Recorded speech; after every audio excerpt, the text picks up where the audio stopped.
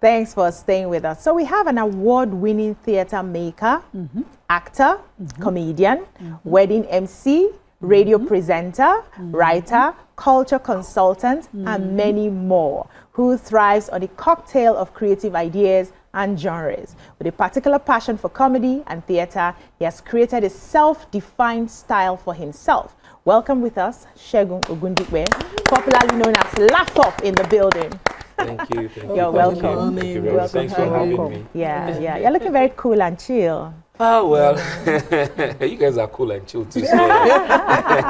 So you're welcome. Yeah, before you got in, we were talking about Shan George's post. You know her as an actor. Yes, of course. And she made a post recently where she talked about how she pitched to one of the richest men in Nigeria for a job, a movie she'd done or she needed to do for about 6 million, and he didn't support her in any way, looking down on her. And then later she heard that he said he doesn't invest in small people, so to speak. So she was saying that this is one of the reasons many people fake it till they make it, because many men, big men, want high-class products. If it has to be a certain way for them to be interested in and even invest in. And we've shared some of our thoughts, but Amaka was saying something for you. Yes, so I wanted to yes, when we talk about the perception that people have, it's important for business owners to know that it's not a one size fits all, right? Because first of all, as an entrepreneur, you need to understand your target audience and your market, the market you're looking for, and the people you're targeting. If you're selling a certain type, if you're in a certain demographics, and you should know what you're bringing to that particular demographic. Why am I saying this?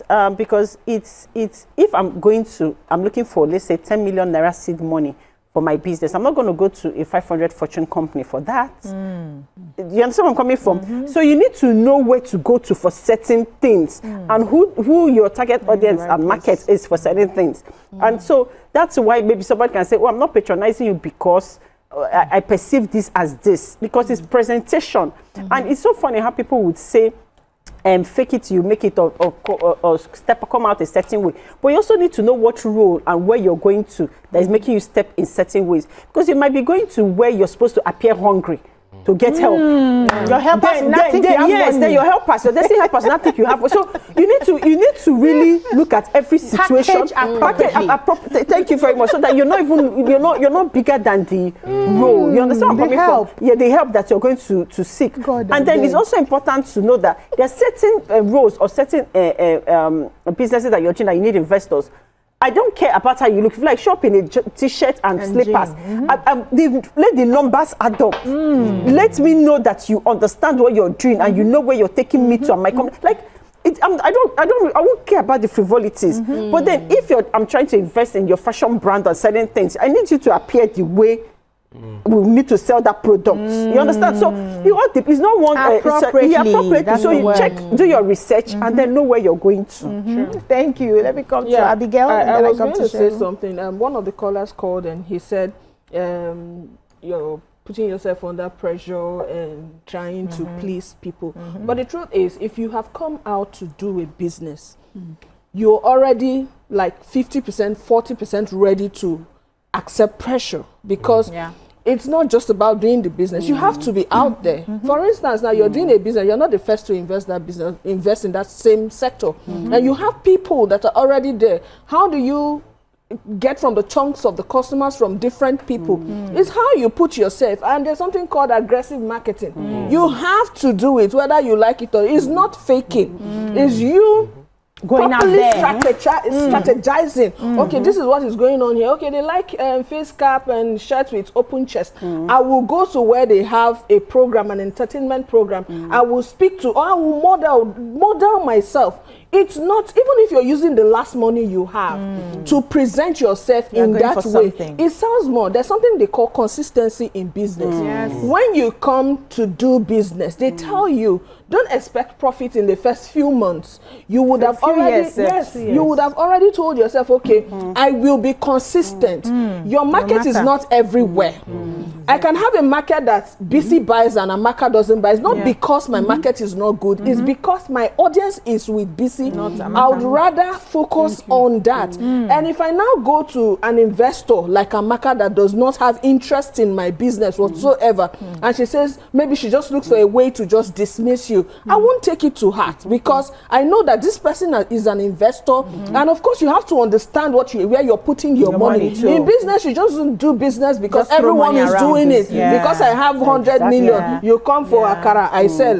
So you have to understand the business before you invest. I like that. That man may also not be interested in investing in movies. Yes, he may not see the benefits. He may not see how to his money will so come there's out. also the part of you doing your hard work on your field that you practice. They talk dressing, they talk packaging. I have sat with 2 farmers. They are extremely rich. One is an ex-general, the other one started farming. Till tomorrow, with the millions that they make from farming, they don't look like What they have. You will not know. their children are the ones traveling the world. Looking The Baba schools. is still in the bush. Doing his work. Your business, now you they look for package. If you come overdressed self to him, hey, welcome.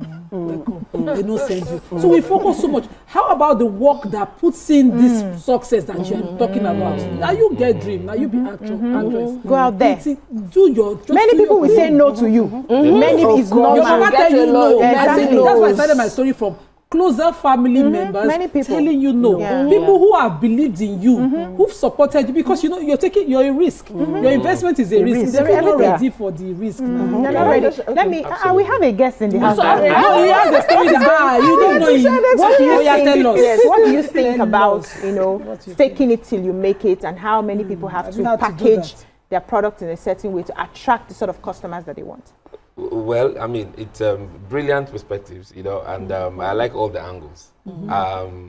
I've been a producer, and I'll take it from Movie half or points. music. Well, I've done stage, I've done radio, I've done TV. Amazing. I've done comedy, I've done concerts, I've done festivals. I see ideas like your baby.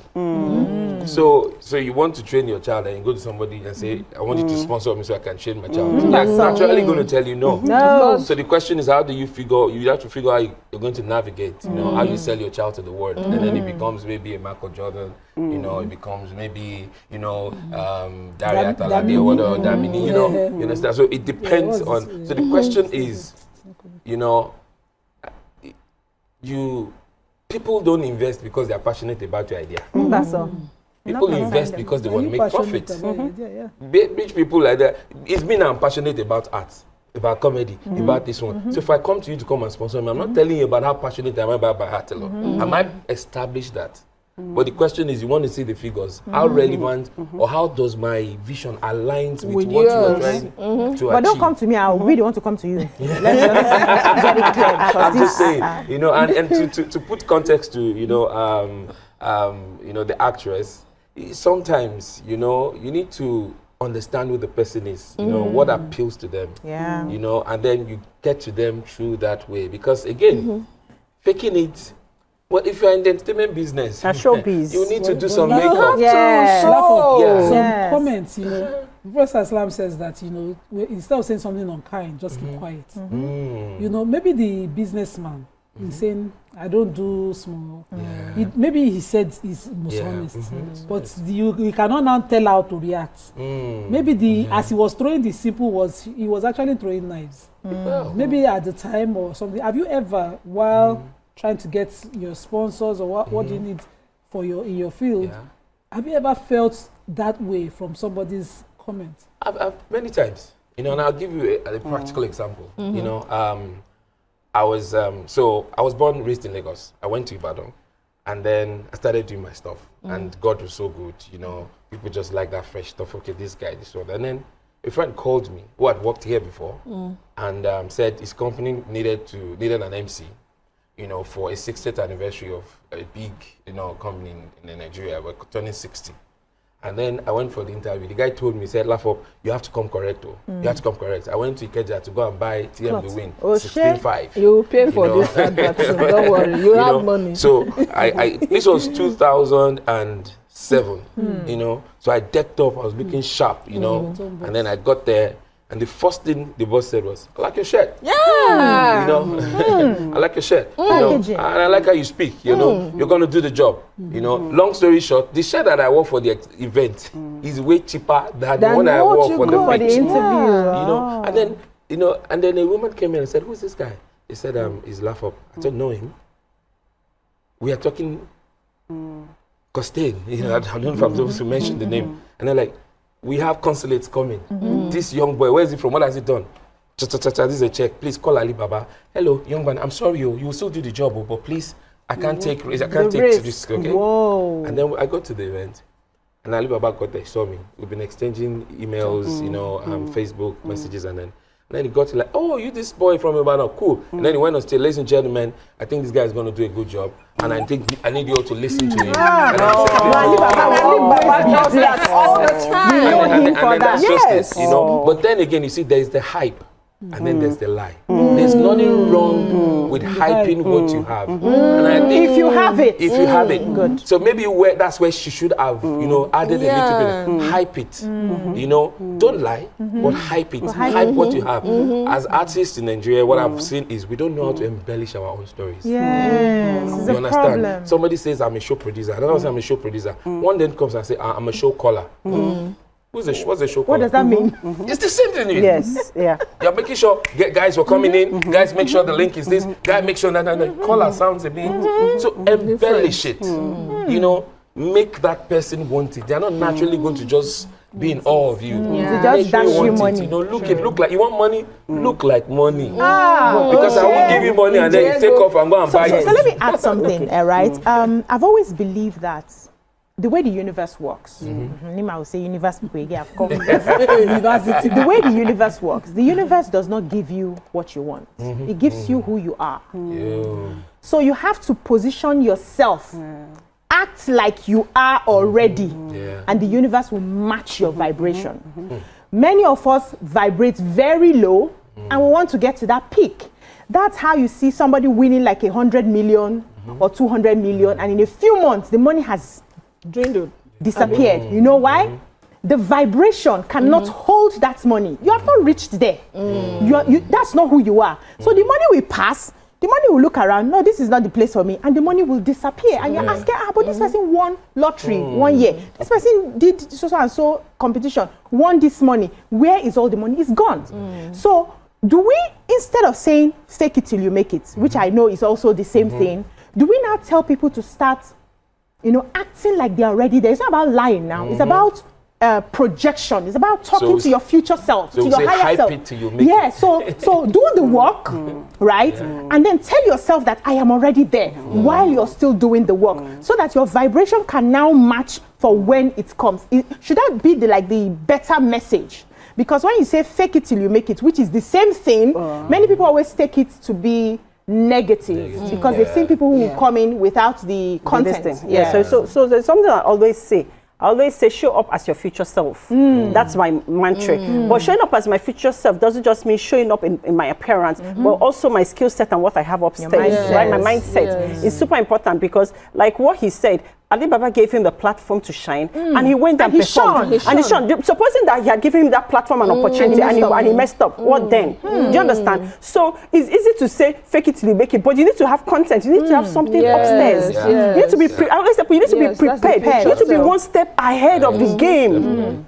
You need to want it more than, you know. Sometimes I always wonder, like, I always say self-development is self-love. Very important. You understand? Let me quickly just digress one. Maybe I could disagree. You know, he said something that I don't want it to be lost in the conversation.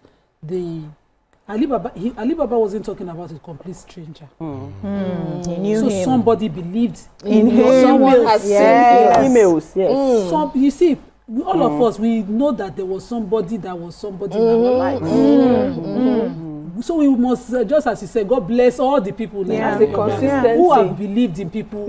Because I'm sure when he emailed him the first time, he would have read it and thought, who is this man? But he took his time, maybe check him up.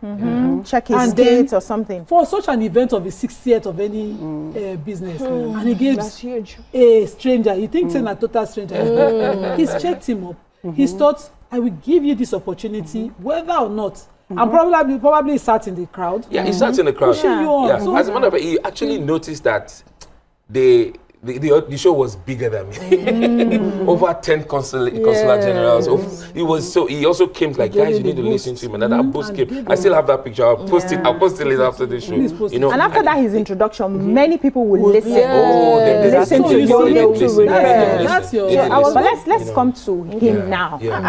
We have a guest here. Let's talk about him. So comedy. Comedy. You studied theater arts. Yes, I did. At what point did you know that comedy was the way for you? So for me, I just like that everywhere is calm. You know, everywhere is funny, everywhere is interesting. You know, and then while studying, while performing, you know, there was just something about comedy. I believe that the word itself is tragic enough.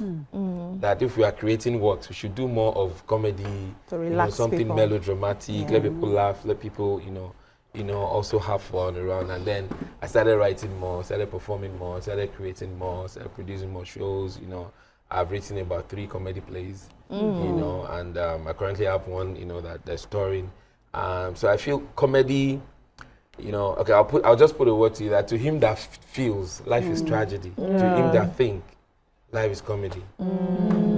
To him that feels, life is tragedy. Life is tragedy. Then to him that thinks, life is comedy. Okay, so you do a lot. You do so many things together, and some of us after graduation, we are still trying to find our footing. Which one will be okay for us? You're trying. I was on radio. I've been on radio too for over 12 years. So you're thinking radio, you're doing marketing while in radio, you're doing voiceovers, and then you just finally see the one that you can finally hold on to. So for you, doing this many things, was it as a result of you trying to discover yourself, or you just wanted to just go out there and spread your tentacles? Which was it for you? I think for me it was, so I had a teacher then that would tell me it's better to learn a little of everything than everything of a little. And that's why one of my profiles says I'm like a cocktail. I like to, and that's why it's theater. Theater is like a big soup of, it's a big pot of soup. And then you now have gum, you have shaki, do, everything and all of it. So a little bit, so you're multidisciplinary. So for me, it was just moving around, but I've been able to just find my space, really more when the end is comedy. So whatever, channel I then take, is it music, is it stand-up, is it slapsticks, is it dance, is it movement, just so we can tell, this story, because it sits well. Like I'm able to discuss, like the project I'm currently doing is discussing migration. A lot of people are through comedy, right? Yes, through comedy. A lot of people are leaving, and that's psychologically impacting you, unplugging yourself from where you know how to get everything done. You have your mechanic, you're the guy that fixes your fridge, the one that takes your children to school. You have everything, and then you have to unplug yourself. And start doing everything by yourself. And then you say you're looking for greener pastures, and you have all of this, and you're living it. And then you get to a place you're probably not welcome. You're now the mechanic. Or you're now looking at like, so there's a lot of process that comes with it, So it's a very tough conversation, but with comedy, I'm able to like discuss it easy. People see, we laugh, we see ourselves in it. And so for me, I think. So did you get family support when you wanted to, like when you said, this is my career path? What did your family say? Like, did they support you? Were they wary of it? Like, I said, are you sure this is what you want to do? What can you tell us what happened? I'm laughing. My mom is watching, so I have to be careful what I'm saying. I know for African mom, at this point, I'm not saying, I think I have like a great family, great support, around me. At first, they were really confused when I said I wanted to do theater. They didn't understand it. As in, you want to be? I said yes. I was. When you are pitching to your parents, pitching to your parents, like, and then they say okay. They tell you okay, but they know you have not decided what you want to do. So when you are ready, let's lead you in prayers first. And I did the first jammed me. The second jam, it looked like calm down. Do I really want to do this? I said, I mean, I want to. And I give it a shot. And then. So I took a diploma, in theater art, so they felt after a while, you finish diploma, you now come and do the real thing. The real thing, And as God will have, while I was doing that, I now did my jam again. And then I passed, and then, I switched. all of a sudden you're in 300 level. They're expecting to come back home and like and then I graduated. I was there. My parents said, who graduated? You know, but they've been very supportive. You know, they were. You know how Nigeria was back then. You know, it's a bit easy now. People are a bit more welcome to when you say you want to be an artist, you want to be an alt artist. You want to. Now you can just tell your parents that you want to be doing wig. I mean, 20 years ago, you say you want to do wig. They're like, hello. Is that a job? You know, so at least it's more awareness now. We're growing. We understand that it's not about just being a doctor, a lawyer, or an engineer. You know, there's a lot of other professions and things that you can do. Want so to do. What would you consider your biggest deal since you've been in the industry? You know, in Biggest Nigeria, deal. if we don't come out loud, we don't think we've come at all. Every win has to be loud. Success has to be in their face. Pepper them, arrive. Wow. So what would you consider your biggest deal? The biggest pepper them deal. Biggest deal. So for me, I always believe that every phase has like projects. 2025 what's the biggest, then the next year what's the biggest, so it keeps coming that. But if I go back to some of the moments that I feel really rewarded as an artist or performer, as a creative, I was invited to perform at the grand finale of Multini Dance Hall, and I did that first year, I did the second year, and then the third year they said, Lafup, what about co-hosting the show? And that was so I did it with Kemi Adetiba, and then Osas came in, back in the day. Osasi Godaro came in, and then that was when I got on as a co-host, and then Muna came in.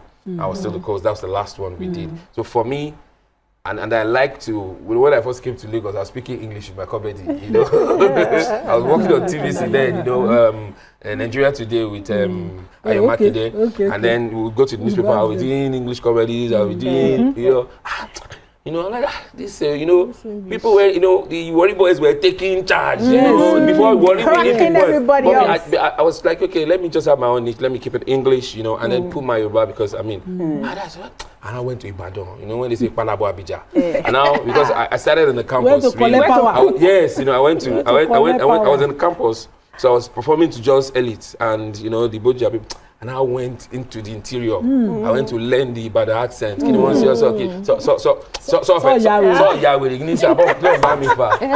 I came back to Lagos and then started putting all of those in. And that shot you. And Bumi Davis didn't stop playing the video. And that was how I got the TV again. And so for me again, so the smalls, the big, I always want to just hold them, appreciate them, And the day God blessed me with a place I can call my own, I said, well, I think it's making sense. I think it's making sense. So what are you working on? Is there any new gig in the pipeline? Yes, yes. I'm working on something called Iloya. So Iloya means the journey begins. Iloya means let's go. I mean, let's start now, or it is now. So it's my own reaction to the exodus of my brothers and sisters, moving from Nigeria to everywhere in the world in search of greener pastures, And I also think of myself when I left Lagos. I was born, bred here, schooled in Ogun and Lagos, and then I went to university in Ibadan, and then I had to, that's my relocation. Then I relocated again to Ibadan. In Lagos, you can't blow once, you have to blow like 3 times. So I went back again to come back again to blow. And I went back and come back.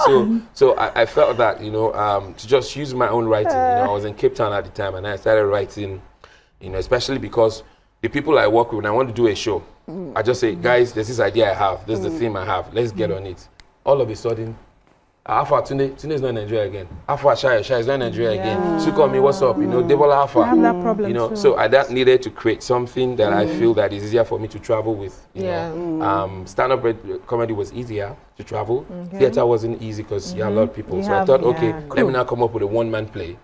So I'm able to show things around. We performed in Cape Town. We've done our UK debut in Sheffield. And it's happening in Lagos. This weekend. So this weekend? Yeah. When? Now you quiet the talk. When? So it's happening at my Academic Center, Alliance Francais, 5 p.m. Iloya. Yeah. Some of my friends will be, with me. They'll do some comedy. Saturday, Sunday? Just Sunday. Just Sunday. Just Sunday, Time. 5 p.m. 5 p.m. 5 p.m. 5 p.m. sharp. You would love it. we'll usually have conversation around the themes when we finish the play, different parts that we've had it, you know, and it's just something I'm really very proud of. By God's grace, I'm hoping to have a world premiere in the UK. It will come. Are you inviting us? Yes, you are all invited. You're all invited. Just show up there and just say. No, I got you. I got you. Okay. I got you. Okay. I came correct. You need to be sure. I came correct. There is no investor turning me down. Thank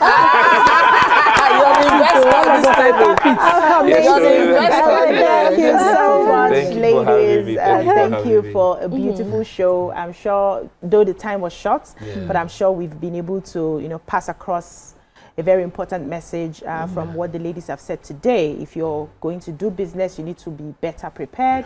If you're going to ever pitch your business to somebody, you must be prepared. You must have the numbers. Numbers don't lie. Amaka just gave us that one.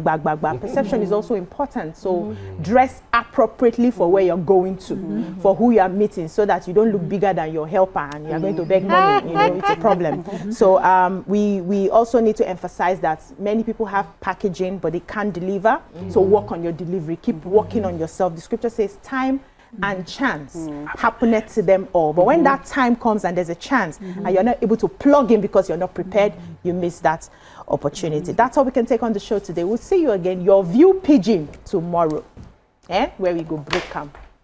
Bye-bye now. Bye. Bye. Bye.